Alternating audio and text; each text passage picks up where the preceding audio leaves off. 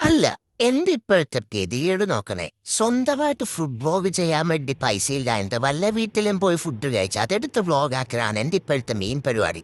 അങ്ങനെ ഇരിക്കുന്നൊരു ദിവസം വയറും വാടകയ്ക്കെടുത്ത് ഞാനും കുടുംബസമേതം ഒരു പാല് കാച്ചിന് പോയി.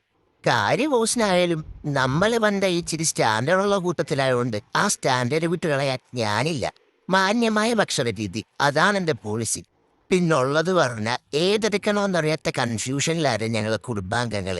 ആ കൺഫ്യൂഷൻ തീർക്കാൻ വേണ്ടി ഇങ്ങേയറ്റത്തുനിന്ന് അങ്ങേയറ്റം വരെ ഫുഡിലേറ്റിന് തിന്ന്. ഓ, ആ ബീഫ് ഫ്രൈ എന്റെ പൊന്ന് സാറ ഇച്ചിരി പൊതിഞ്ഞെടുത്ത് വീട്ടിൽ കൊണ്ടുപോകാൻ വരെ തോന്നിപ്പോയി. അങ്ങനെ ഭക്ഷണം കഴിപ്പൊക്കെ കഴിഞ്ഞ് പുറത്തോട്ടിറങ്ങി സമാധാനത്തോടിരിക്കാന്ന് കരുതിയപ്പോൾ ദാണ്ടടാ അവിടെ ഇരിക്കും. എന്നാ പിന്നെ കുറച്ച് ഫ്രഞ്ച് ഫ്രൈസ് ടേസ്റ്റ് ചെയ്യാന്നും കരുതി അത് ട്രൈ ചെയ്തുകൊണ്ടിരുന്നപ്പോഴാണ് കൂടെ വന്നൊരെണ്ണത്തെ കാണുന്നില്ലെന്ന് നട്ട സത്യം ഞങ്ങൾ തിരിച്ചറിഞ്ഞത്. നോക്കിയപ്പോൾ ദാണ്ടടാ രണ്ടും കൂടെ ഐസ്ക്രീമും ഞണ്ണിക്കൊണ്ടിരിക്കുന്നു. ഒരുവിധം പിടിച്ചു വലിച്ച് നമ്മൾ കാറെ കയറ്റി. ഞാൻ പിന്നെ കുറച്ച് മാനേഴ്സ് ഉള്ളതായതുകൊണ്ട് എനിക്കൊന്നും പിടിക്കത്തില്ല ഗൈസ്.